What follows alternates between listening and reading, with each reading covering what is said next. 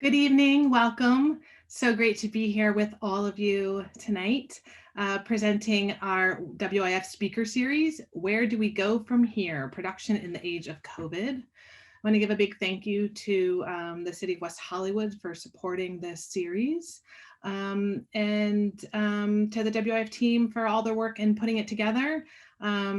A special shout out to Ebony Adams, who usually does these intros, but she's having a rough tech night, and Angel Hunter, who is running all the tech for us.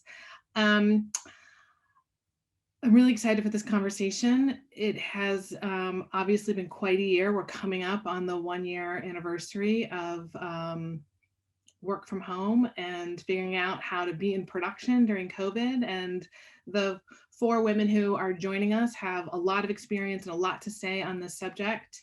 So I'll start by welcoming them. If you could all turn your cameras on. We have Mary Viola, who's president of production at Wonderland Sound and Vision. We also have Kelly Todd, who's VP of feature production at Endeavor.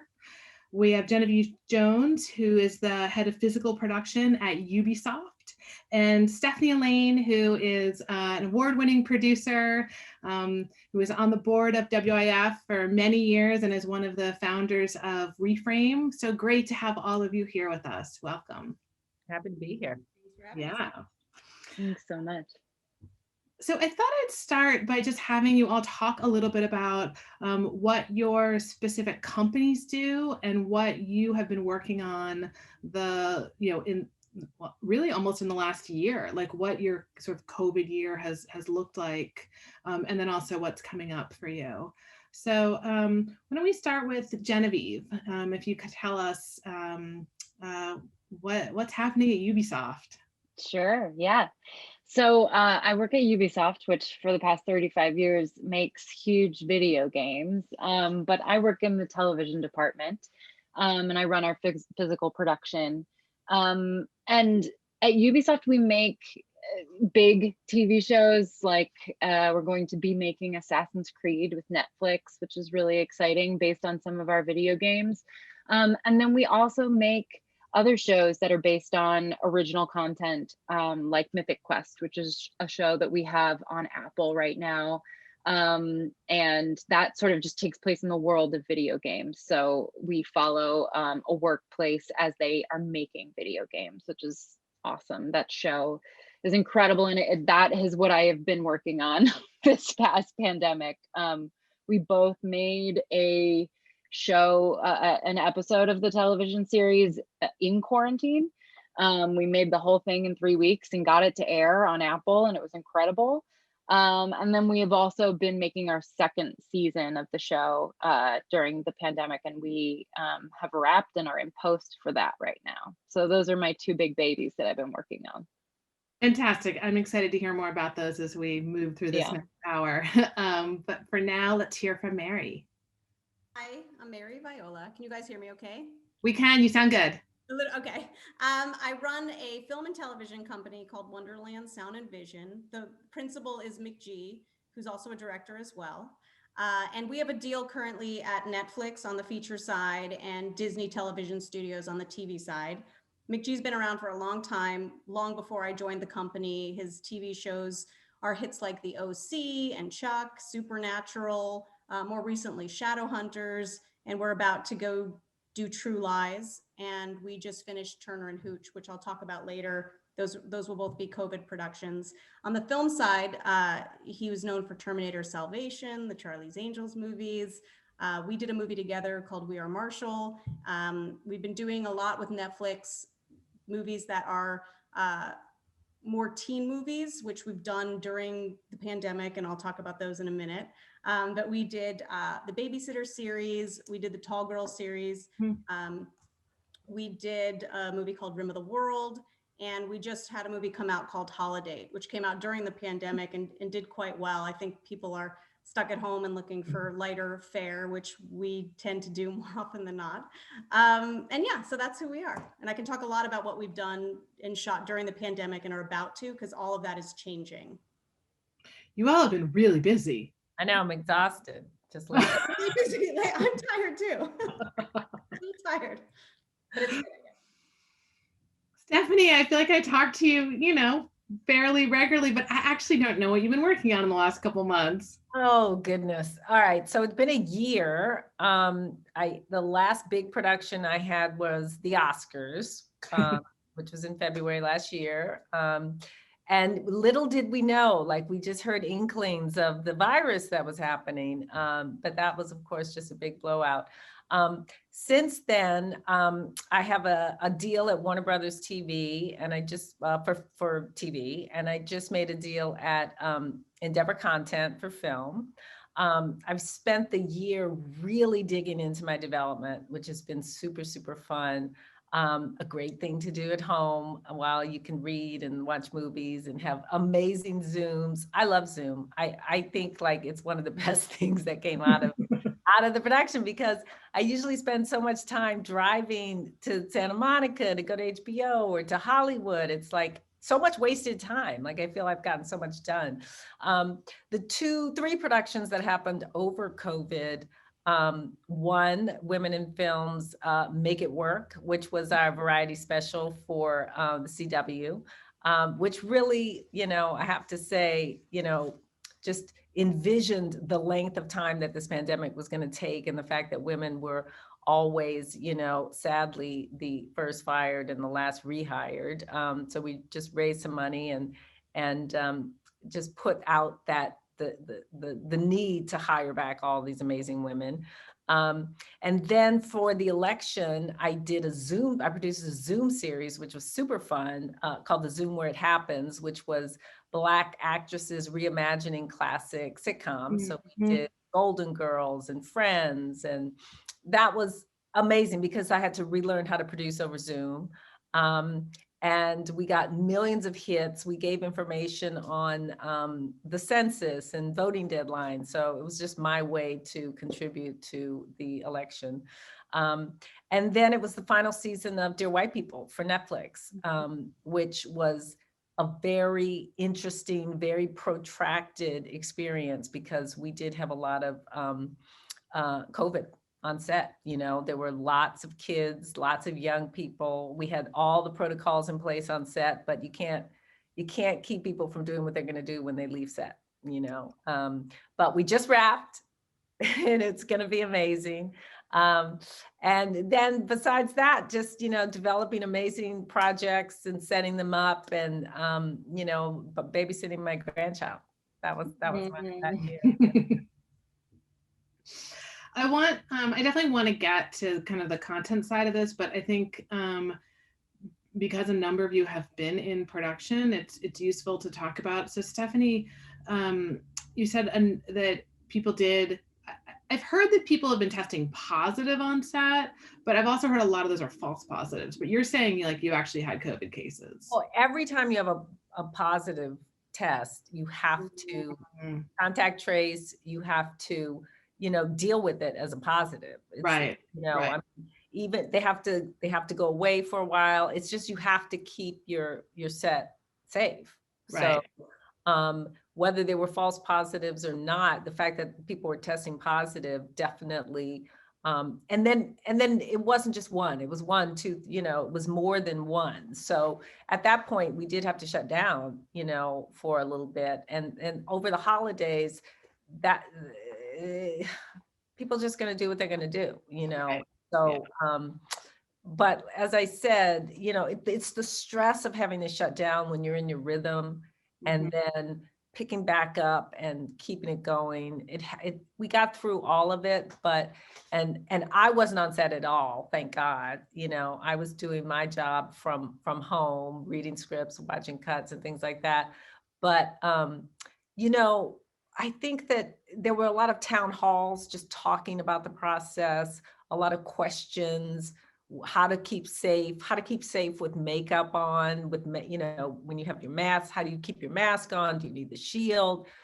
Do you how often are they cleaning the shields? Like, there's just so much that goes into it. And, there's a sense that it's scary. There's just a heightened sense of, everybody wants to be safe. So it was you know, more than the normal for sure. Right, right. So I think both you and Genevieve have shot totally remotely, right? So we did the CW show. You know, everybody shot from home. Genevieve, I think you guys shot an episode from home. Yes, yeah.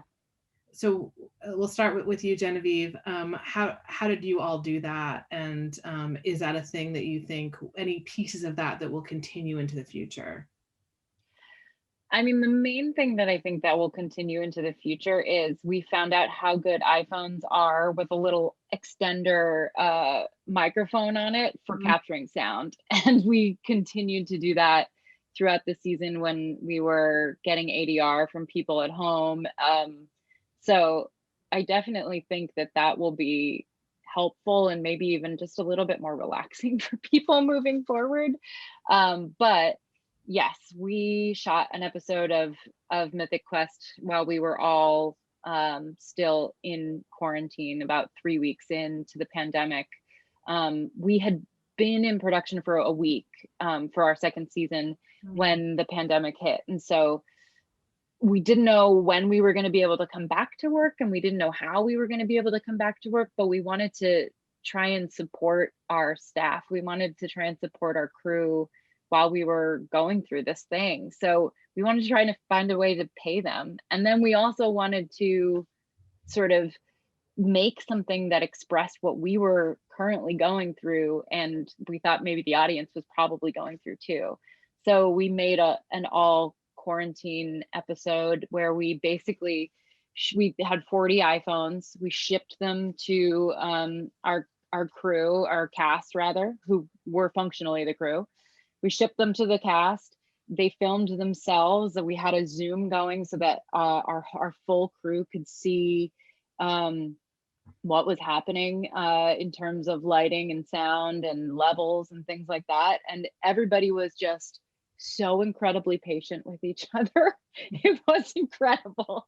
And really beautiful to see everybody work this way in a way that we'd never worked before. We just had to come up with new ways of communicating with each other, new ways of talking to each other. And it worked. It was really hard, but it worked. I feel like the Emmys next year should give an award for the best show produced from home. Yeah. Like add a new category. Yeah. Stephanie, anything that you learned in shooting that CW show that you're going to carry forward into your work? Well, I think it was the same as Genevieve, you know, just sending the equipment out and talking people through it, you know, working through Evercast to be there in the room while they're shooting. So you can, you know, see the shot, set it up, communicate with your actors.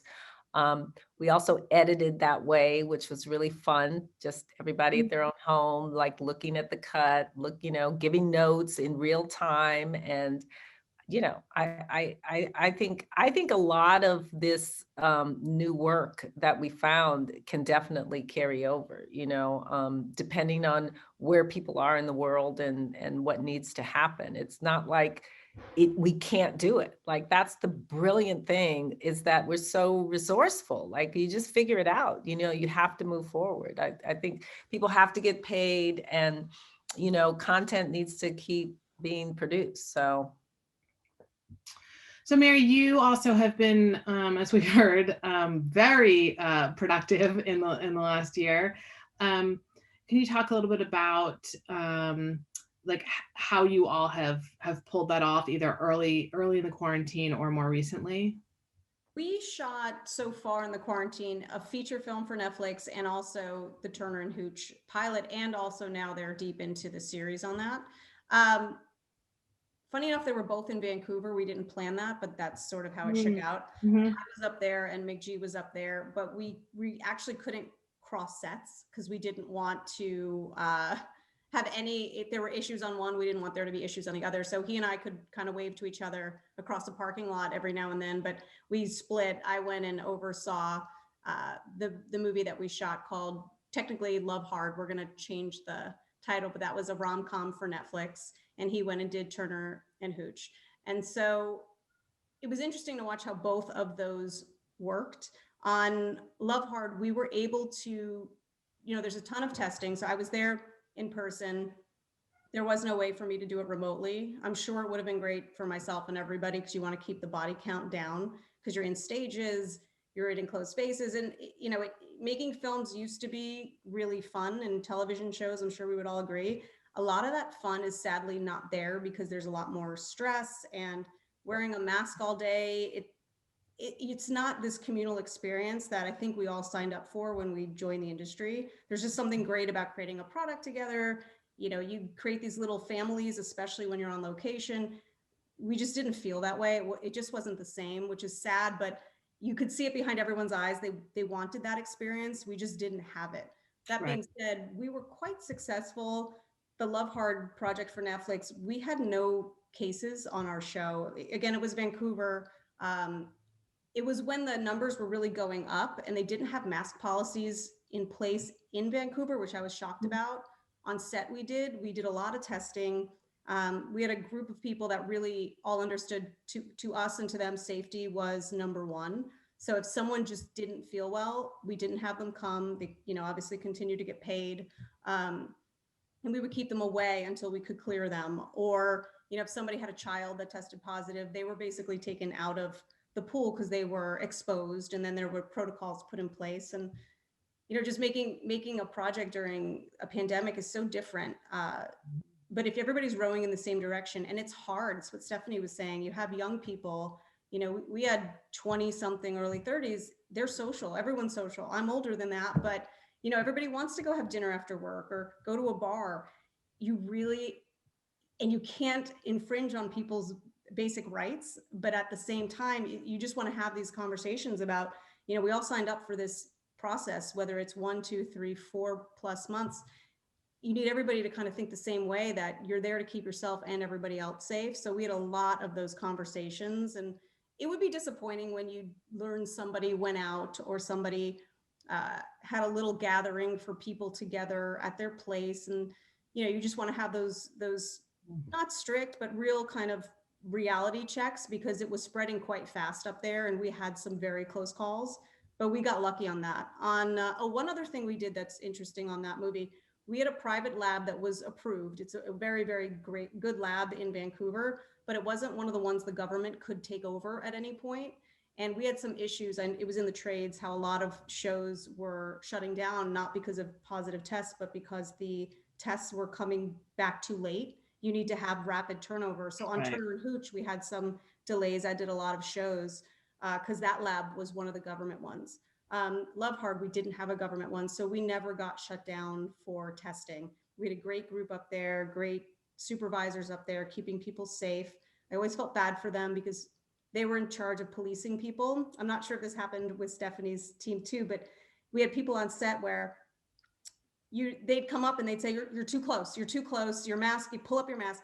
And if your automatic response is usually like, why are you yelling at me? And I felt so bad. These people would get yelled at by everybody. And I kept having to remind everyone that they're there to keep you safe. So that was a really big challenge on both shows. But yeah, so we're about to start shooting a sequel to Tall Girl in Louisiana in about 6 weeks. And I'm curious to see if we'll have even close to the same success that we had in Vancouver. I'm hearing from other people and friends of mine that are shooting there that they're getting a lot of positive cases a day. They're doing the contact tracing, just like, Stephanie was saying, and Genevieve, and I'm interested to see if I'm going to have as much luck and feel as safe. So I'm starting those conversations now with the crew we're hiring, the same, like, I can't tell you what you can and can't do after work, but please be respectful of everybody's health, and let's get in, let's get out, and keep everybody safe and make a great product. But yeah, it's not as fun anymore. So. Right. So how are you,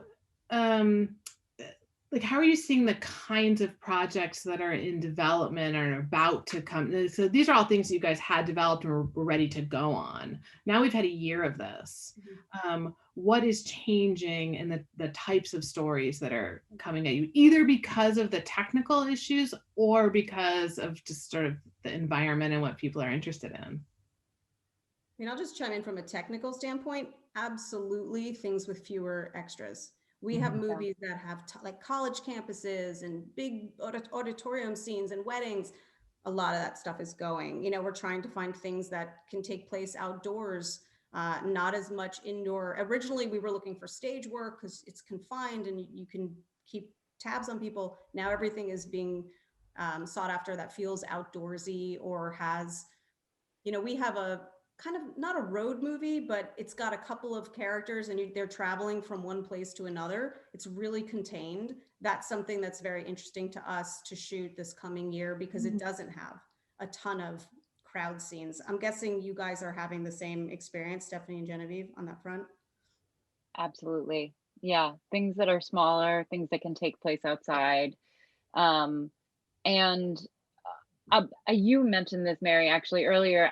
I do think that there's this huge want and need for happy content, for positive content, that people kind of just want to live in a different world than this pandemic.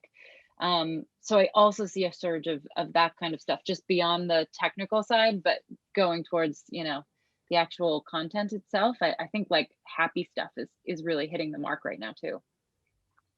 Yeah, I mean, I haven't really changed up my development because I just haven't, you know. The one movie that I've been really working toward that I'm hoping is my next movie is, you know, a campaign movie. It's Shirley Chisholm. It's outdoors. It's a lot of extras. And it's, you know, it is a big challenge. The question is, you know, do we reconceive the movie to make it smaller when the essence of it is an outdoor campaign movie with big crowd scenes and some indoor stuff too, and the big convention? Like there's a lot of, you know, sort of, so that's so I'm right there right now. Like, do we just go ahead and just bite it off, or do we, you know, hold it for next year and do it the way it's supposed to be done, you know? And I think that those are a lot of questions, soul searching questions, creative questions with the director and, you know, producing partners, just to figure out what is, but most of my stuff is very aspirational and happy anyway. So I don't have to like dump any of any sad or dark things. So yeah, that's what's going on now. Do you shoot the crowd scenes in New Zealand? Like, is anybody talking about that? There's not enough Black folks. Yeah, you can only bring 8 people to New Zealand with you. That's it. Right. You have Maori, but not Black folks. No. Yeah. All right. But that's why I think what's been really great this year, and, you know, I really believe in a lot of prep. I really believe in getting your scripts to be as good as they can be before you actually go shoot them. So setting up things and developing things and taking the time to get them really good, because we do know that this will pass. Like we will get back to some kind of, you know, post-pandemic world. It's happened since, you know, since the bubonic plague. Like it does get back to normal. And so that's really where I'm focused, is really, really on development. Right. Just for our audience, Kelly Todd's internet did go out. She's going to call in soon, so she'll be on audio with us. So I'm expecting her in a couple minutes. Kelly, you're not here yet, are you? Yeah, I didn't think so.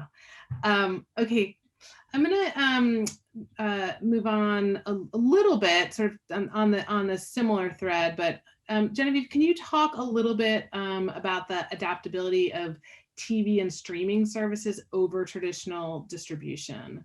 So, you know, how will that affect the kinds of stories that we'll be seeing over the next few years? I think we're sort of assuming in that question that sort of TV and streaming is more adaptable than at least the tent poles. And how are you all seeing that in your work? Yeah, I mean, I agree. We can be a little bit more agile and we can move a little bit quicker in TV and with the streaming services. I mean, I think in terms of a good example, I know I've talked about it already, but a good example was the pandemic episode that we made for Mythic Quest. We were able to, like I said, get into production and have it on air within 3 weeks and just be doing all of the things that you normally have to do for a television show, localize and translate it into all different kinds of languages. We were able to do that as it was airing, because Apple was willing and able to play with us like that. We really wanted to make sure that that episode was up and running while people were still experiencing the pandemic. So they were flexible and they were able to work with us in terms of how we were going to distribute that and get it out to people, which was really exciting. And I think, you know, we're not beholden to schedules anymore when it comes to putting our television shows out. We can work with what works best for the content. We can work with what works best for the content, for the length of the content, for how many episodes a series might be. And that's exciting because then that sort of puts the storytelling at the forefront as opposed to, you know, the platform at the forefront. Right, that makes a lot of sense. Mary, what is the most unexpected challenge? You talked a little bit about the feeling, you know, that a lot of us are drawn to this work because of the kind of camaraderie and team building, and you know, it takes hundreds of people often to make a film or television show, but now we're like all kind of isolated in our own little you know, areas, even when we are sort of in proximity. And so that is definitely a challenge, right? Are there any other unexpected challenges that have come up? I feel like there's a ton of unexpected challenges. I would say, just going back to isolation, I do think Zoom has saved everybody because we can have meetings, and like, you know, both Genevieve and Stephanie said, we've all sort of figured out how to pivot, even though we're in our own homes, with whether it be development, remotely producing. Where we've had a little bit of a challenge is casting, because you can't do chemistry reads with people. And that was something I hadn't really thought through, was when we were casting romantic leads in the movie we shot in Vancouver, they had to do it the way we're doing it. You know, you've got some intimate scene and you've got two people trying to have some chemistry and they're in completely different rooms. Someone's dog's barking, somebody else has like a roommate walking through. And it didn't, we got really lucky with who we cast, but you kind of looked at it and thought, well, we're sort of throwing caution to the wind, because you really don't know what it's going to be like when they get together. They could hate each other, or maybe this was just a fluke. So I'd say that was absolutely one challenge that we didn't expect. And we're going through it now on the other movie. Same thing. We need to create a love triangle with these actors. And we're doing our casting sessions over Zoom, where you've got your old cast, your new cast, you have Netflix executives watching, you've got the director giving them notes. We're all trying to hide our screens because you don't want it to be distracting. So that's the one that we're having to learn as we go and try to figure out better ways to go about it. Yeah, if there's any tech people or software designers on this, it seems like that is really needed, right? How to please figure that out. Yeah. Right. And probably ultimately not that hard. Somebody just has to have the sort of skill set and capacity to do that. The flip side of that, what any silver linings, anything that has you know, are things that have been great, or things you would keep? I do think, again, I feel like I'm piggybacking on you, Stephanie, with like the talk of, I don't have to sit in the car for an hour to drive to Santa Monica and I lose an hour of my day. That's been fantastic. The other thing too that I really liked is post from home.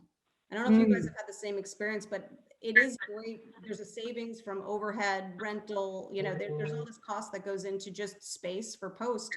And now we're able to mitigate some of that and pay people for their own home systems, but they're able to send a cut. I can watch it. We, like everybody's saying, unless you have music, because, you know, when you're scoring and putting, you know, and people are singing, you can't put people in the same room. So that part of post has been even slowed down further, because you have to take individual people, you know, playing any kind of reed instrument, any kind of blowing instrument. Like, you can't just put people in a room together. So so that's been interesting to figure out a way to do it. It just strings it out. It just makes it a little longer. But But I'm literally amazed at how easy it is to pitch projects on Zoom, to, work with writers on Zoom, to,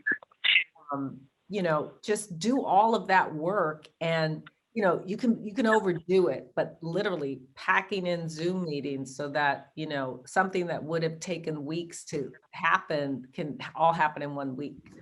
So I think Kelly is on now.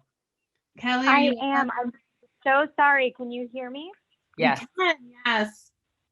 Fantastic. Hello, everyone. Sorry about that. That's okay. Thank you for dialing in. We really appreciate it. So we've talked a little bit about, and why don't we start with this with you? If you could talk to us about what you have been working on in the past few months, or what you're about to be working on, and sort of what Endeavor has been focused on. Sure. Endeavor has been really ramping up production. And I would say that at the start of the pandemic, we had most of our feature films in post-production. So we were very fortunate in that aspect. We did have one feature film in prep, and it was slated to shoot in New Jersey right when New York became the hot spot. And so we ended up pivoting to Nova Scotia. We started a game plan there, and then we were having issues getting cast and crew into Canada at the height of the pandemic with the closed borders. So we actually moved the entire production to Greece. And so we were able to successfully shoot and complete the film in Greece. We're now in post-production in New York. And since then, we have had a lot of our TV side has been back up and running all across the globe, in Australia and Canada and here in the US, and actually in Tokyo as well. And then on our feature side, we have a feature film that started the beginning of January here in Los Angeles. We really were challenged with COVID, and it was when the numbers started skyrocketing here in Los Angeles. But we had a cast and crew who were confident in the COVID safety protocols and wanted to work. And so we bolstered our testing, and we made sure that we also bolstered our COVID training to bring everyone up to speed. At that point in production, because so many productions had shot, we had to really retrain people on the specific protocols for our film, dealing with the heightened risk in numbers, given that Los Angeles was such a hot spot in December and January. Knock on wood, we are still shooting that. We're about 3/4 of the way through our shoot. And we have another one gearing up in Atlanta, which is busier than ever.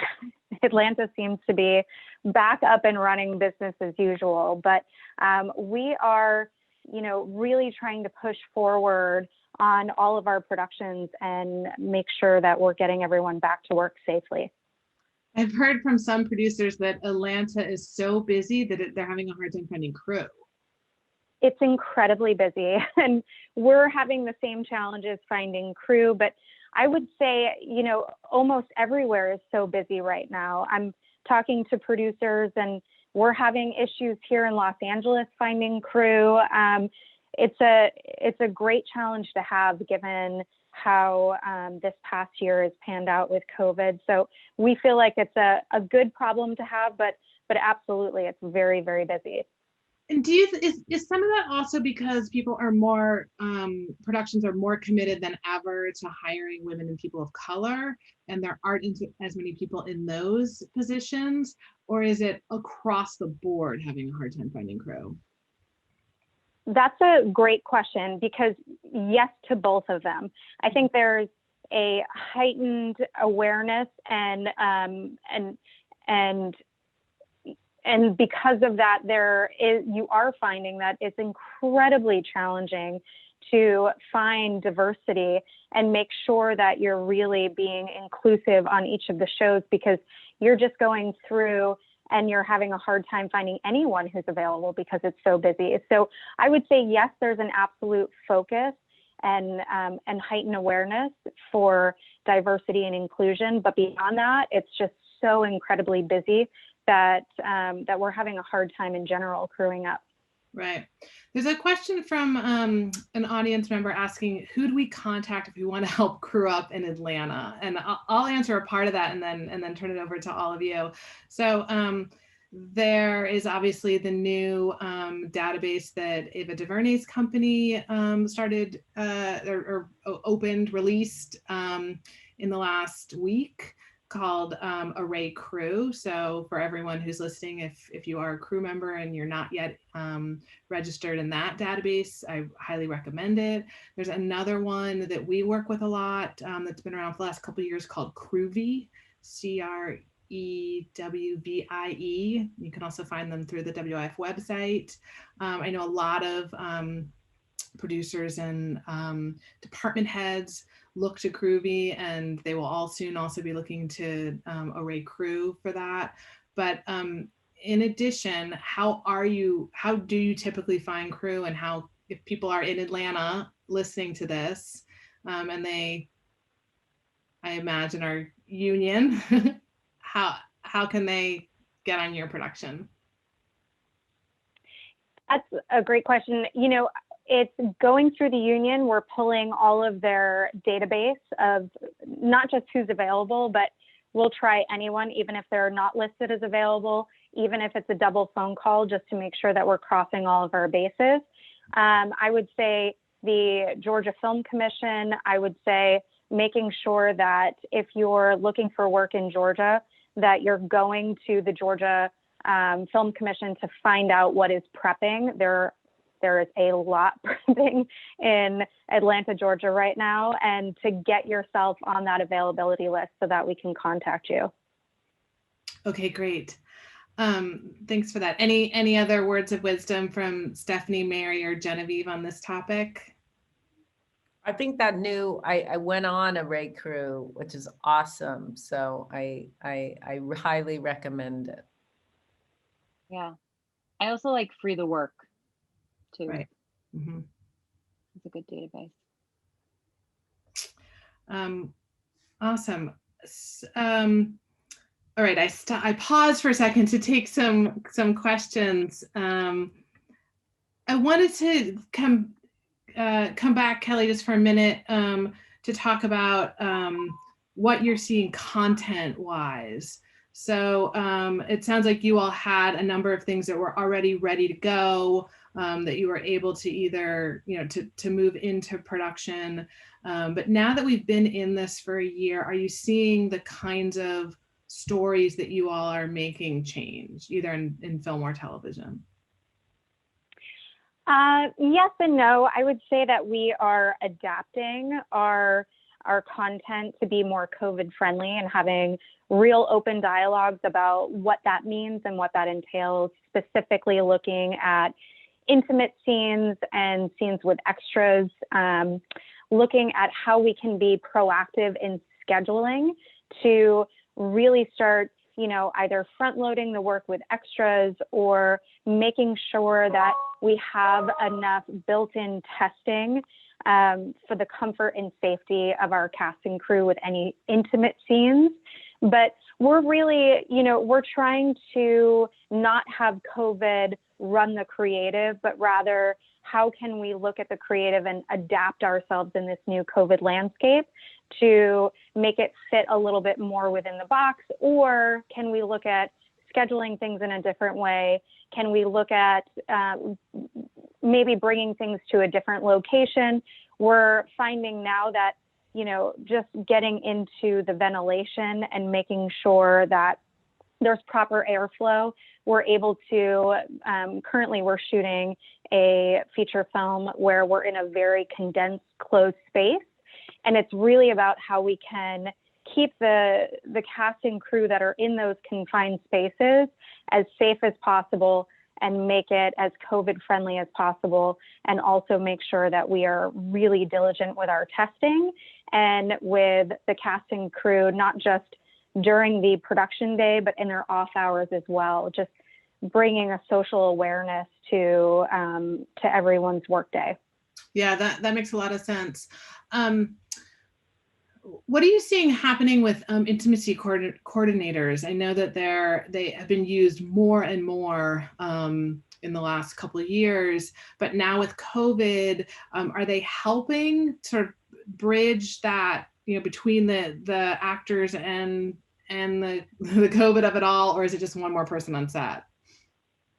It depends, really. It's looking at it from a lens of, is this person needed for the comfort and safety of the cast? And if they are, then it's one more person on set that's completely valuable and should be there. So we're seeing a variation of looking at scenes to see if we can rework the creative, or if not, then we absolutely make room for an intimacy coordinator. Mm-hmm, mm-hmm. Great. We did a panel, I think, a couple weeks ago with intimacy coordinators, but we actually didn't get to talk about that much COVID, so that was really useful. All right, there's a question from an audience member about, is it going to be harder for women to stay involved in productions as we bear most of the caregiving duties? It seems hard to quarantine with a crew if you look after anyone at all in your family.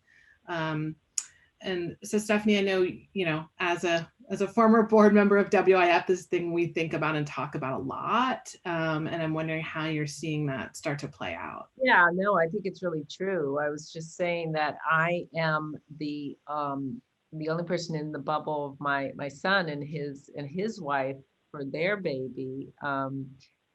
You know, she's a producer. She's been at home because they don't want to bring somebody else into the house, you know, just because they've had friends who've had help that, you know, brought COVID in.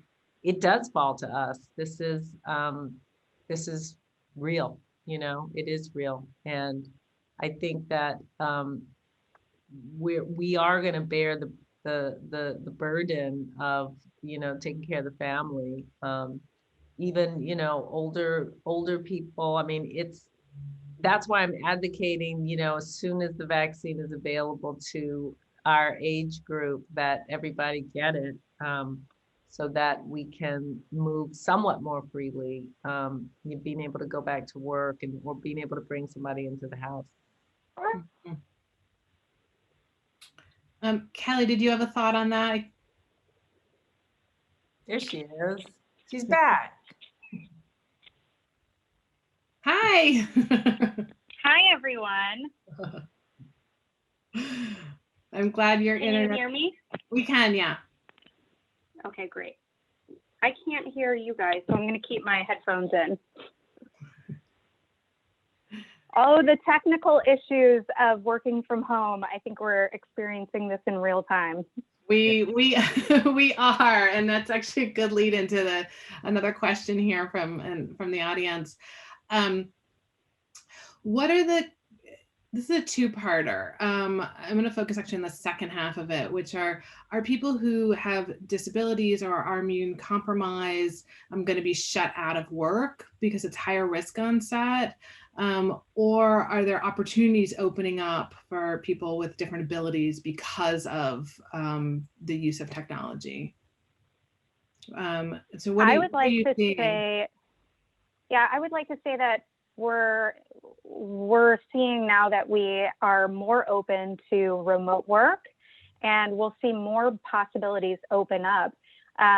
We have now proven over the past, gosh, we're coming up on the year anniversary of the pandemic. So we're now proving to one another that we can work from home.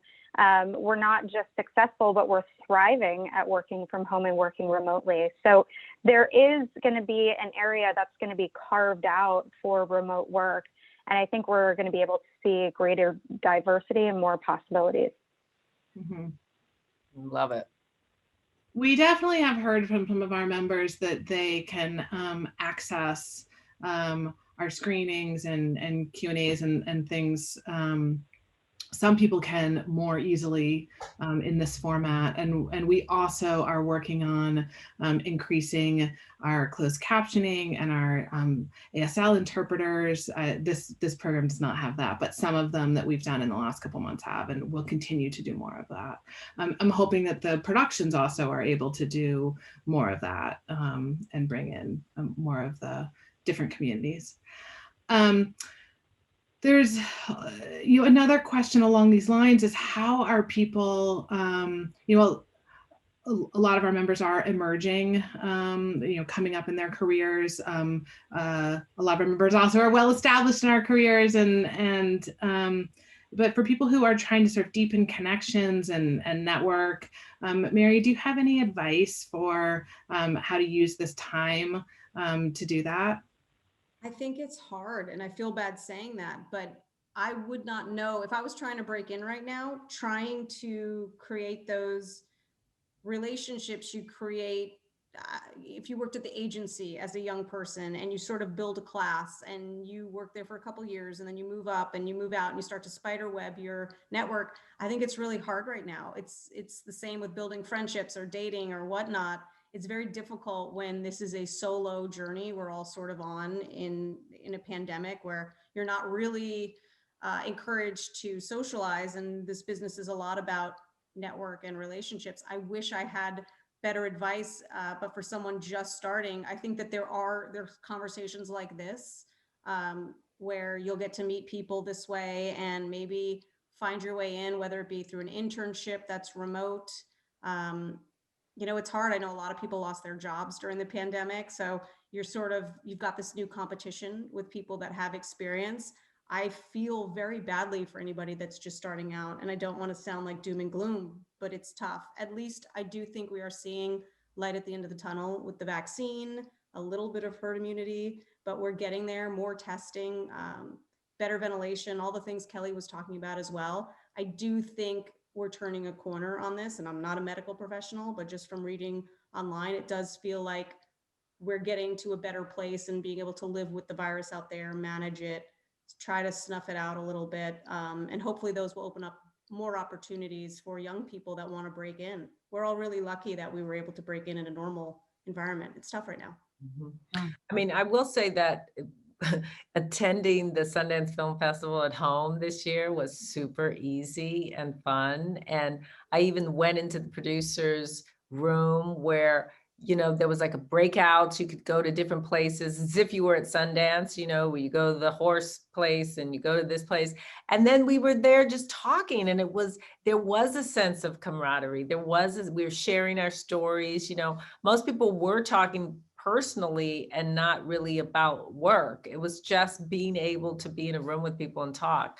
And I'm imagining that Women in Film has been doing this, and Film Independent has been doing this, is just creating community the way you can. Another big thing is Clubhouse. I don't know if you guys are on Clubhouse, but like being able to just talk to people and not have to dress up or, be seen, but just being able to talk to people in community has also been, I think, really, really wonderful. So I agree. I feel for the kids for sure, because just even dating is difficult, right now.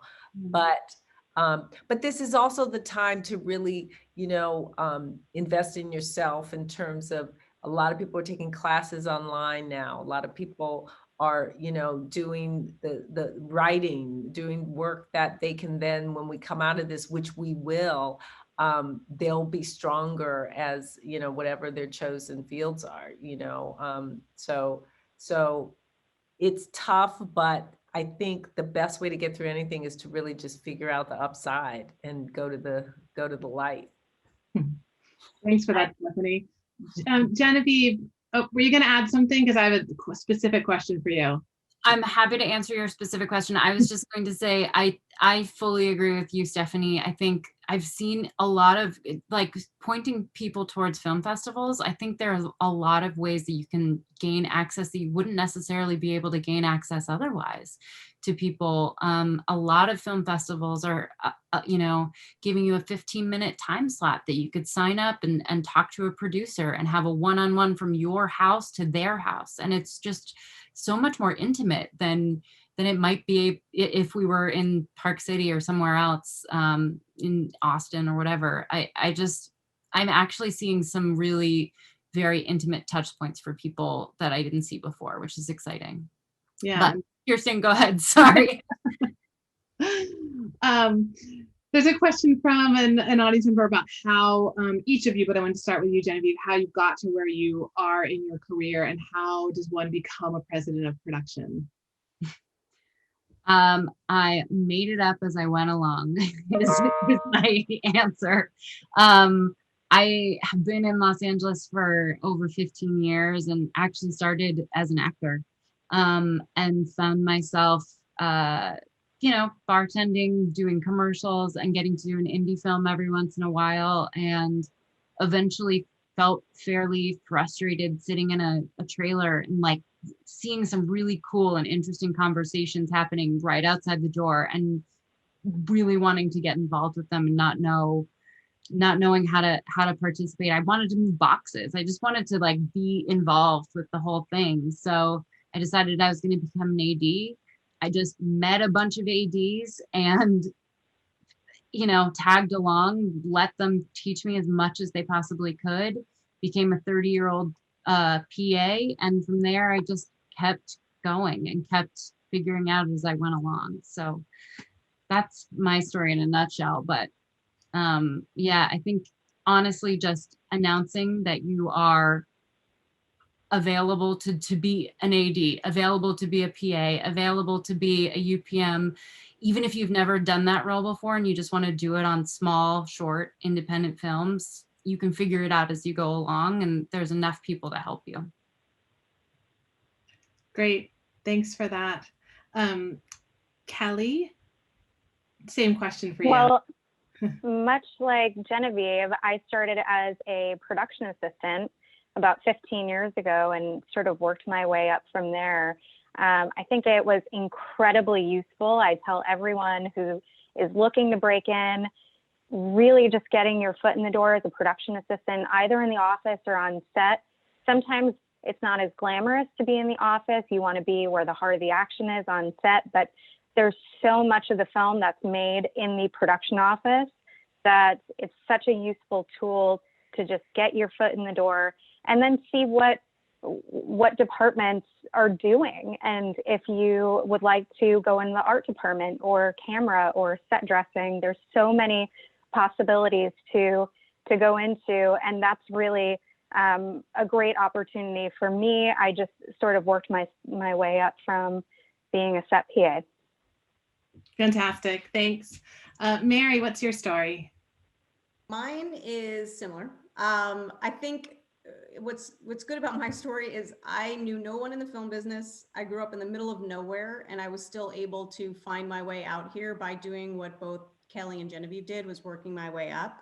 And I started as the lowest level personal assistant to a director. He had just finished Men in Black. His name's Barry Sonnenfeld. He was awesome. He took a chance on me. I had zero resume with entertainment on it. And I ran around and did things that I was excited about, but I don't think anybody else would be excited about, filing and photocopying and dropping things off.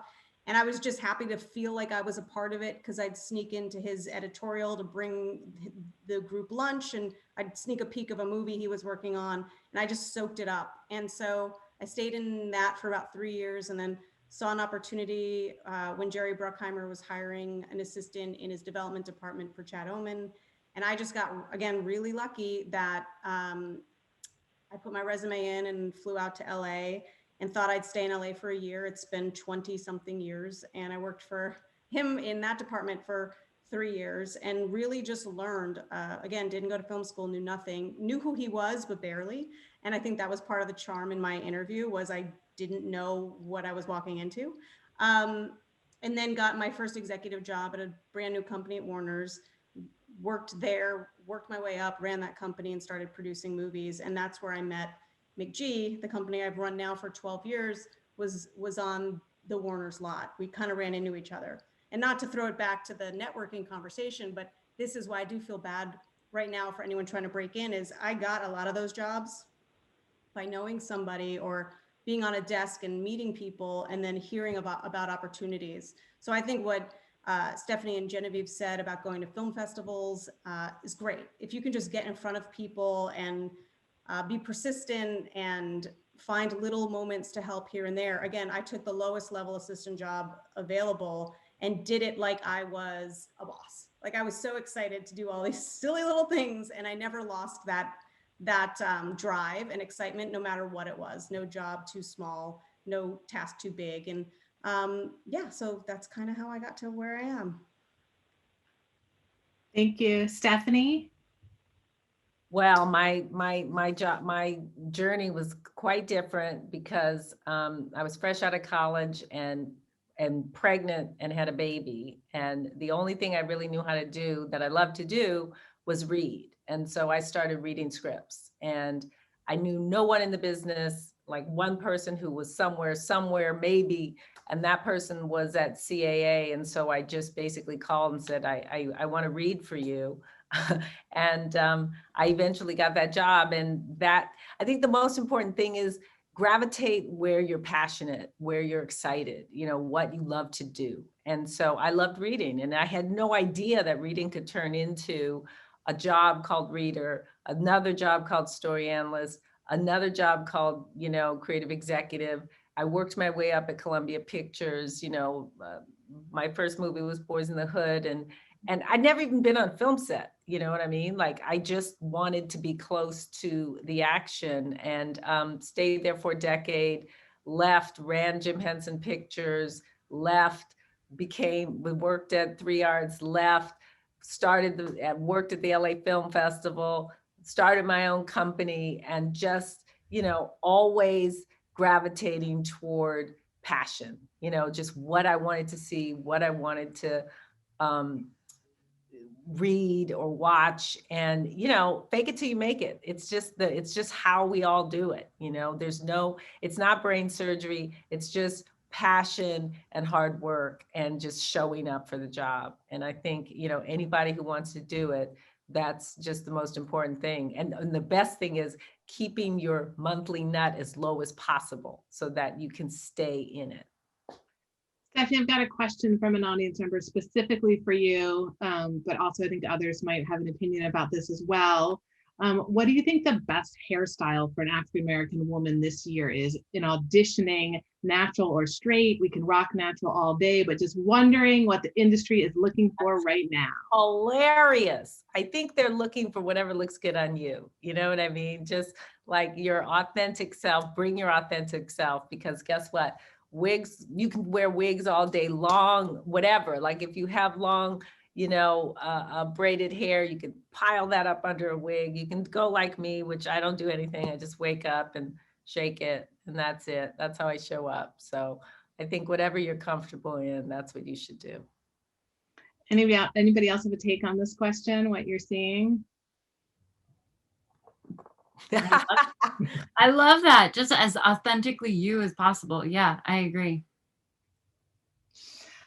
And so my final question from an audience member is, what is your advice for staying positive while breaking into the industry and facing lots of rejection and disappointment along the way? And I would add, you know, especially during this sort of time of isolation. And so Genevieve, do you want to start with that one? It's really hard. It's really hard, but you can do hard things is my advice. I think you just have to keep going, even though it's hard. And that in and of itself is a win.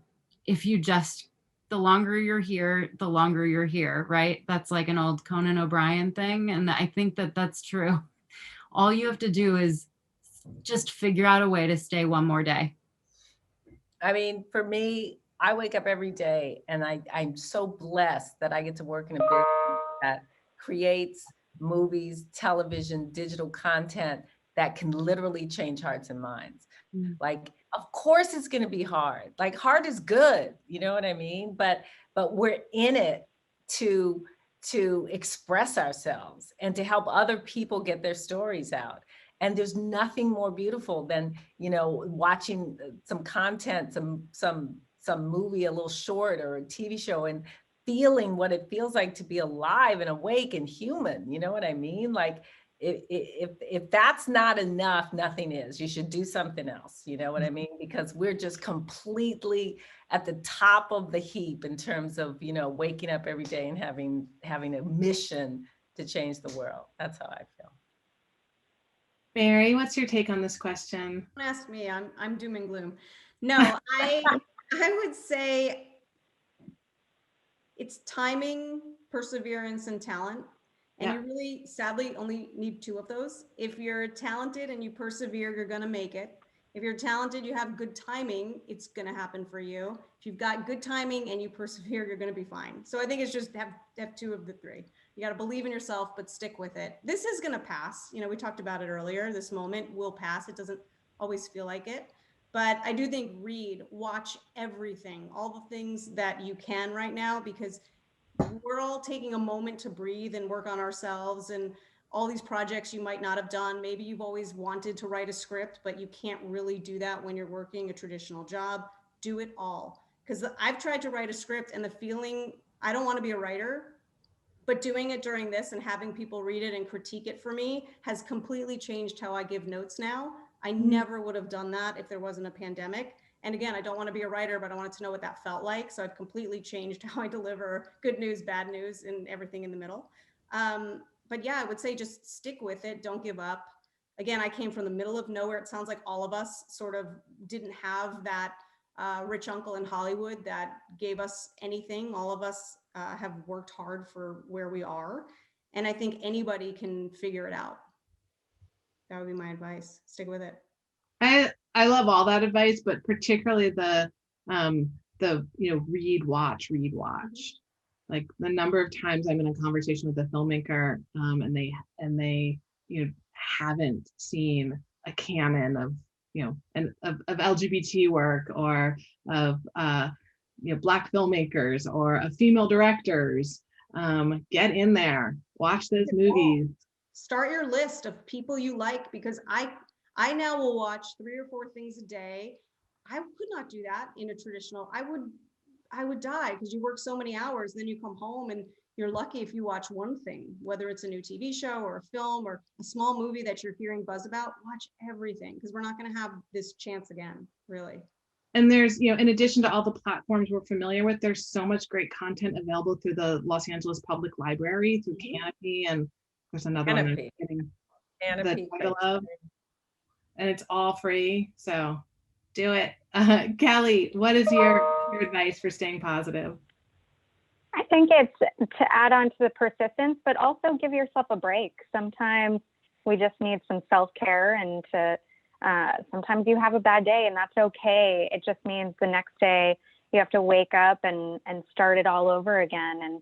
And now is the time, like you said, watch as much as you possibly can, read, take the time to seek out different opportunities, reach out to people on LinkedIn, try to find social circles that you can get into, make sure that you have a sense of community around you. I think this is a really challenging time for isolation. So keeping positive is really making sure you're surrounding yourself with positive people as well. That is really good advice. It also just reminded me, when I started my career as a film festival programmer, and so I programmed tons of films, particularly short films. Many of those filmmakers now have robust careers, directing television, making independent films. It took 20 years for a lot of them, but they're there. And so keep making work, get your films into festivals. If you're a writer, director, producer, and stay in community. There's a lot of opportunities to stay in community through the WIF family, through our programs, through our public programs. I assume everybody who's on here is on our newsletter list and gets our emails. So stay involved and apply away. Thank you all so much for spending this hour with us and sharing your insights and your wisdom. It's been really incredible. I think a lot learned this evening, and I'm excited to see your projects that you're working on when they hit the platforms, or hopefully theaters. So nice spending time with you ladies. Stay safe. Yeah, thank you for Thank you so much. Yes, thank you. Be good. Bye.